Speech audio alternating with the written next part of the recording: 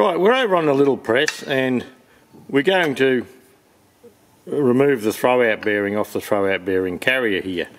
And now I've just got a couple of plates on the press, and I've got a little thing I made up years ago for doing this job. So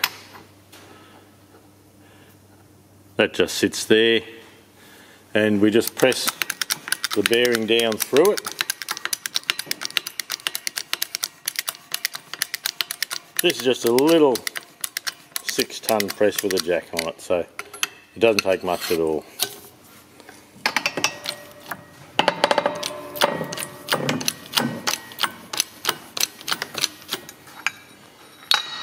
That's the throwout bearing out. The setup here is a bit dodgy, but they're never very tight. So we can put that over there out of the way. Now here's our new throwout bearing. Brand newy. It's a Bearco product we're using on this one, B2329. They're fine. I've used them many times. So we just give this a bit of a wipe up. I'll find a little bit of rag there. Alright, so we've given that a little bit of a wipe. We sit that down there. You can actually feel it come in there nice and even. And we can put our little plate here once more,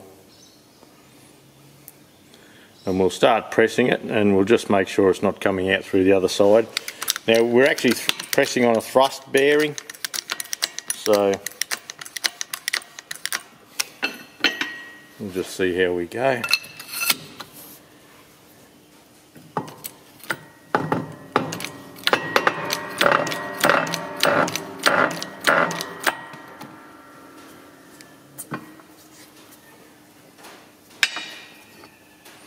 Now see this centre piece, that's flush with the front here, and you can see just a little gap at the back there. So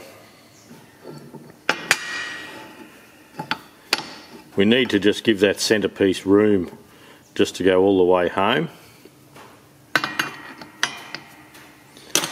And we can probably build the stack up a little bit just so we don't run out of room on the little press here. So and this will only go a millimetre or so, won't be far. And that's it. You can feel it's gone up, don't overdo it. Excuse me. No, that was the that was the press. Okay, so there's our throwout bearing. That's all ready to go. Alright, we'll go over and we'll sit it in the housing.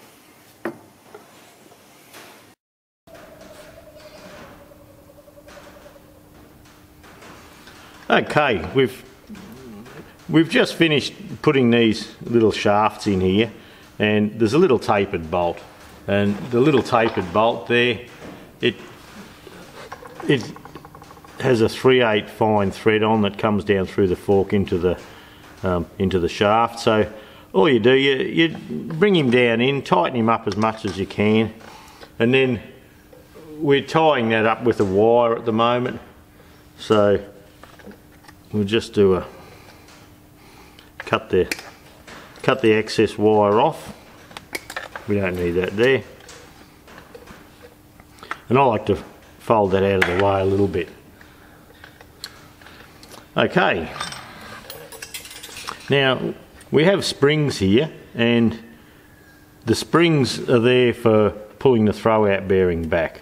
And I find if you put this left hand one as you sit on the seat down from the top, and the right hand one up from the bottom through the little hole in the front there, that puts this hook out so you can actually bring it in.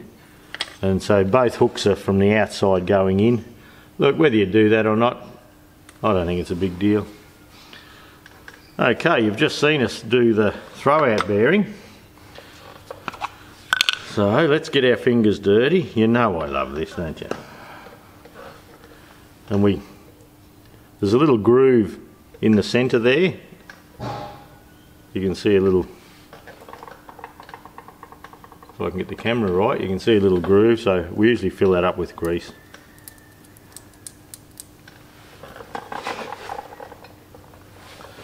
And where the fork rubs on the side here, we fill that up as well. And make sure there's some on the shaft there so it slides nice and easy. And we'll bring that down over there.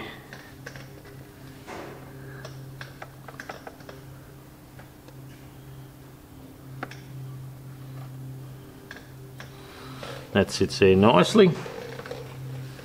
I'll just wipe the extra grease off.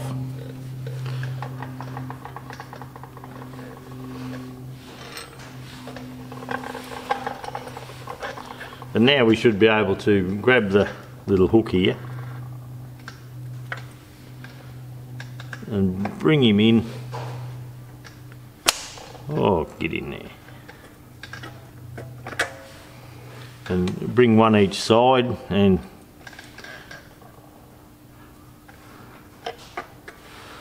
that retains that. So I'll undo the wire that I have on the clutch pedal.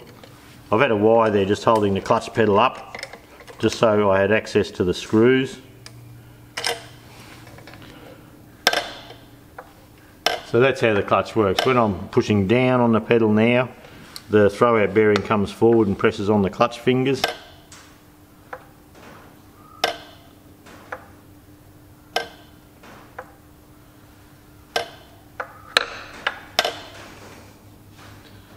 So that should be a good thing.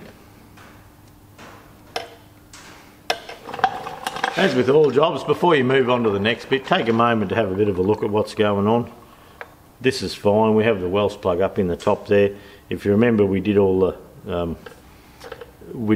seals on the gearbox and all that. There's a little telltale hole down the bottom there, down in through here. Look, some of them have a little split pin comes up from the bottom, and the legs of the split pin spread, and that just jiggles and keeps that from blocking up. Probably not a bad idea, you know, if you're running along and this fills up with dirt or something like that. You won't know if there's a leak there, but there's a hole here, and then below the flywheel there's also a hole, so if it's leaking out the back here, well, you can be pretty sure it's a front gearbox seal or something like that. And if it's leaking from the hole just at the back of the sump on the engine adapter plate, well, then you know it's something to do with the rear main. So there you go. That's the back end here, all finished. We'll move on now and we'll do the clutch.